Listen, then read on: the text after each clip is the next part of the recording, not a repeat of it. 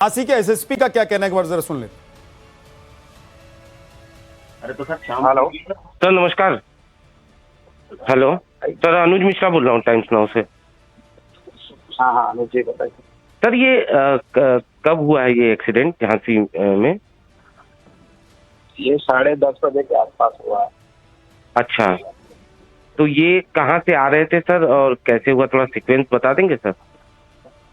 ये क्रेटा गाड़ी थी, उसमें जिसमें 5 लोग आ रहे थे, इलाहाबाद से आ रहे थे।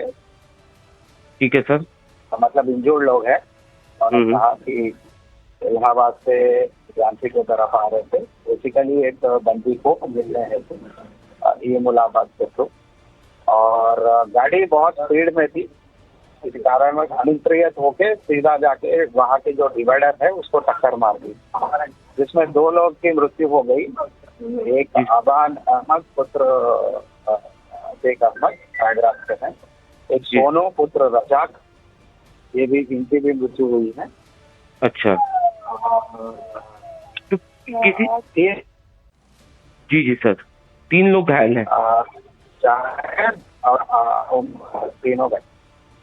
तो सर क्या कोई मतलब इस टाइप की चीजें तो नहीं लग रही है, कोई साजिश या कोई फाउल प्ले टाइप का? नहीं बिल्कुल कुछ ऐसे नहीं है, और ना कोई ऐसा मतलब ऐसा कोई दिख भी नहीं रही है, क्योंकि वो गाड़ी सीधा जाके वहाँ टक्कर मार दी है मतलब उस पे।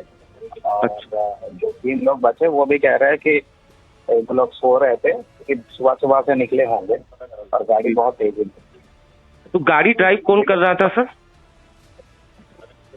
फिलहाल वो जो तीनों में एक जायद बोल के है, वो अभी तो प्राथमिक पूछताछ में यही पता चल रहा है कि वो ड्राइव करता है। ठीक है सर, थैंक यू सर। बड़ी खबर पर बने हुए एक छोटा सा ब्रेक। बड़ी खबर है इस वक्त की कि अतीक अहमद के सबसे छोटे बेटे की सड़क दुर्घटना में मौत हुई है। और आपको याद होगा 2005 में राजू पाल की गोली मारकर हत्या कर दी गई थी। पूजा पाल के पति थे राजू पाल, जिनकी गोली मारकर हत्या कर दी गई थी। और अतीक अहमद का जब एनकाउंटर हुआ और उसके माफ कीजिए अतीक अहमद को जब गोली मारी गई और उसके भाई को जब गोली मारी गई, तब ये बात खुलकर सामने आ रही थी। पूरे देश में इस बात की चर्चा हो रही थी कि भाई कैसे वो अतीक अहमद जिसकी तूती बोलती थी, उसके खिलाफ कोई खड़ा होकर उसके सामने गोली तान सकता है। उससे ठीक पहले 2 दिन पहले ही अतीक अहमद के बेटे का एनकाउंटर हुआ था। और पूजा पाल वो पीड़ित हैं जिसने अतीक के आतंक को बर्दाश्त किया हुआ है, झेला हुआ है। और इसीलिए आज वो बहुत खुलकर तो नहीं बोल रही हैं, क्योंकि किसी की मौत पर यह कह देना कि भाई हमारे साथ जाती हुई है तो दूसरे के परिवार में भी कुछ बुरा हो गया है, ये कहना तो ठीक नहीं होता। लेकिन पूजा पाल मुझे लग रहा है कि आज भी उस दर्द को महसूस कर रही हैं। विक्रम सिंह जी, पूजा पाल का पूरा परिवार अतीक के आतंक को झेल चुका है। और प्रयागराज या फिर उत्तर प्रदेश पूर्वांचल की बात कर लें तो अतीक अहमद के खौफ को देखा हुआ है पूर्वांचल ने। अतीक अहमद के बेटे की जब आज मौत हुई है सड़क दुर्घटना में, तो यह बात सबसे ज्यादा चर्चा में है कि उसके गैंग का जो एक कोऑर्डिनेशन था वो खत्म हो गया। आपने बिल्कुल सही कहा। पूजा पाल जी का वक्तव्य मैंने सुना, बड़ा संतुलित और बहुत ही परिमार्जित वक्तव्य था और उन्होंने बिल्कुल सही कहा। लेकिन जो पूजा पाल जी के साथ जघन्य अपराध हुआ, परमात्मा न करे किसी और को भी वो दुर्दिन देखना पड़े। राजू पाल जी को रगेत करके अतीक के गिरोह ने कैंटोनमेंट से लेकर के पूरे प्रयागराज में रगेत करके ऑटोमेटिक हथियारों से उसकी हत्या की। हत्या करने समाप्त नहीं हो गई, जब नर्सिंग होम में वो ले गए, जब तक कि शायद वो उनकी मौत भी हो चुकी थी, वहां पर भी स्वचालित हथियारों से उनके ऊपर गोली झोंकी गई। तो अतीक आतंक के पर्याय केवल राजू पाल जी और पूजा पाल जी के परिवार के लिए नहीं थे, पूरा प्रयागराज और पूर्वी उत्तर प्रदेश, यहां तक कि जब उन्होंने पांव पसारना शुरू किया नोएडा में, तो सेक्टर 15A में जहां पे सीईओ नोएडा अथॉरिटी के रहते थे, वहां जाके अपनी गुंडई जब दिखाने लगे, तो उनकी बूढ़ी मां थी सीईओ की, जब उनके ऊपर हाथ छोड़ा, अभद्र व्यवहार किया, फर्नीचर की तोड़फोड़ की, किसी की हिम्मत नहीं थी कि इस अपराध की प्रथम सूचना तक पंजीकृत कराएं। ये ऐसा आतंक था अतीक का। लेकिन आपने बिल्कुल सही कहा, पूजा जी ने बिल्कुल सही कहा, मैं नमन करता हूं उनके शालीनता को कि किसी की मौत, इसके ऊपर कोई टीका टिप्पणी नहीं, केवल अनुसंधान होना चाहिए कि मौत के कारण क्या थे, कोई षड्यंत्र, कोई और इस तरीके की कोई मतलब कोई ताना बाना गिरोह का कोई इंटर गैंग राइवलरी तो नहीं है, क्योंकि 14,000 करोड़ की अगर साम्राज्य है तो उसके तमाम तार हो सकते हैं, और इसके गुजर जाने के बाद जो भी वॉर ऑफ सक्सेशन होगा या खींचातानी होगी वो भी पुलिस को देखना होगा। ठीक है विक्रम जी, बने रहिए हमारे साथ, आपके पास लौट कर आऊंगा, लेकिन एक बार जरा मैप के जरिए अपने दर्शकों को बताते हैं कि कार हादसे में अतीक के बेटे की मौत कैसे हुई, कहां से वो निकला था और कहां जा रहा था। प्रयागराज से, उत्तर प्रदेश के प्रयागराज से निकलकर वो झांसी के लिए जा रहा था, जहां उसे अपने भाई से जेल में जाकर मुलाकात करनी थी।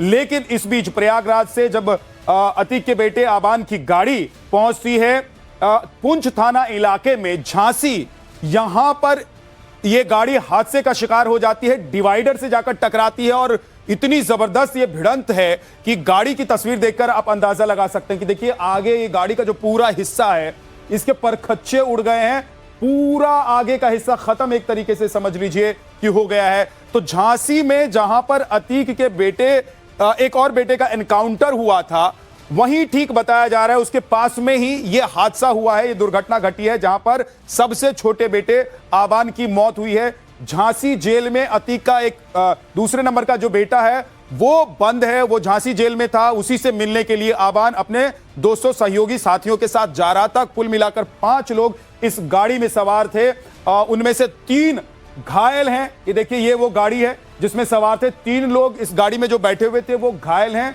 2 लोग इस गाड़ी में जो सवार थे, एक तो आबान और दूसरा उसका साथी, उसकी मौत हो गई है।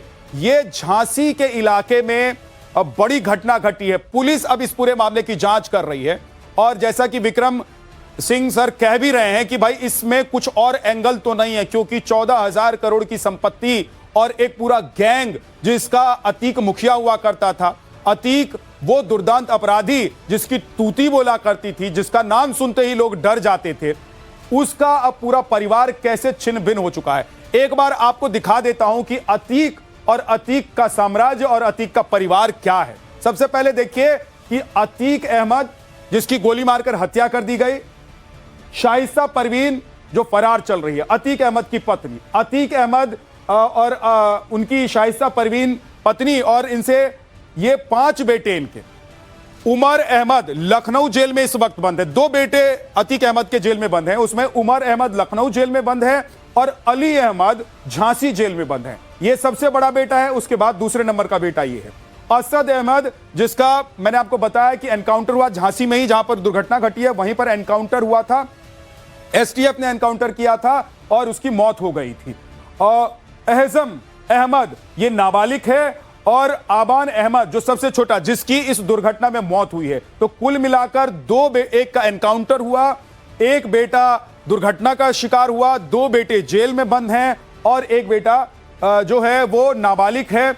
लेकिन सबसे बड़ी बात यह देखिए कि अतीक अहमद का इतना बड़ा साम्राज्य, पूरा बड़ा परिवार, शाइस्ता परवीन जो पत्नी है जिसके लिए कहा जा रहा है कि वही अब लेडी डॉन है, वही अब साम्राज्य को देख रही है, हालांकि फरार चल रही है, वो कहीं एक जगह नहीं रुक रही है, पुलिस उसको लगातार तलाश रही है। लेकिन पूरा का पूरा परिवार अतीक अहमद का छिन्न भिन्न हो चुका है, तितर बितर हो चुका है। 2 बेटे की मौत हो चुकी है, शाइस्ता परवीन भागती फिर रही है, फरारी में चल रही है, अतीक अहमद की मौत हो चुकी है। और अब जो सबसे बड़ा सवाल है वो ये कि अतीक अहमद के सबसे छोटे बेटे आबान की जिसकी मौत हुई है, सड़क दुर्घटना में ये मौत हुई है, लेकिन क्या इसके पीछे गैंग कोई हो सकता है? जैसा विक्रम जी कह रहे हैं कि भाई 14,000 करोड़ का ये पूरा साम्राज्य है, ये इतना बड़ा गैंग जिसको अतीक अहमद चलाता था, इसके पीछे कोई साजिश भी हो सकती है क्या? मनीष यादव हमारे सहयोगी जुड़े हुए हैं। मनीष, क्या पुलिस को अभी तक की जो जांच है उसमें कोई दूसरा एंगल दिखाई दे रहा है?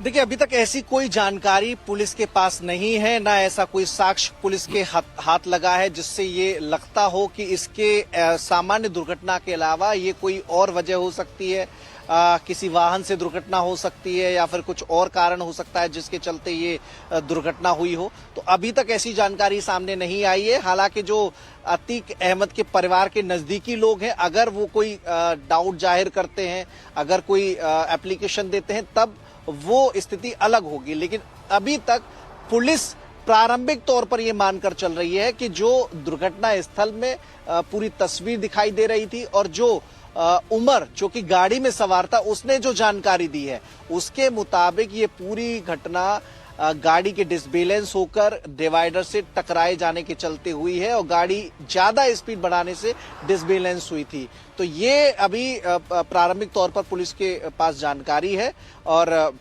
जो चश्मदीद है उसने भी ये पुष्टि की है जो कार में खुद सवार था और जब उसकी आंख खुली तो उसने देखा था कि सड़क पर सारे लोग पड़े हुए थे। तो ऐसे में अभी ये गाड़ी की रफ्तार ज्यादा होने के चलते दुर्घटना हुई, एक्सीडेंट हुआ होना प्रतीत होता है। ठीक है मनीष, झांसी के एसएसपी का क्या कहना है एक बार जरा सुन लेते। हेलो सर नमस्कार। हेलो सर, अनुज मिश्रा बोल रहा हूँ टाइम्स नाउ से। हाँ अनुज जी बताइए। सर ये कब हुआ है ये एक्सीडेंट झांसी में? ये 10:30 बजे के आसपास हुआ है। अच्छा, तो ये कहाँ से आ रहे थे सर और कैसे हुआ, थोड़ा सीक्वेंस बता देंगे सर? ये क्रेटा गाड़ी थी उसमें जिसमें 5 लोग आ रहे थे, इलाहाबाद से आ रहे थे। ठीक है सर।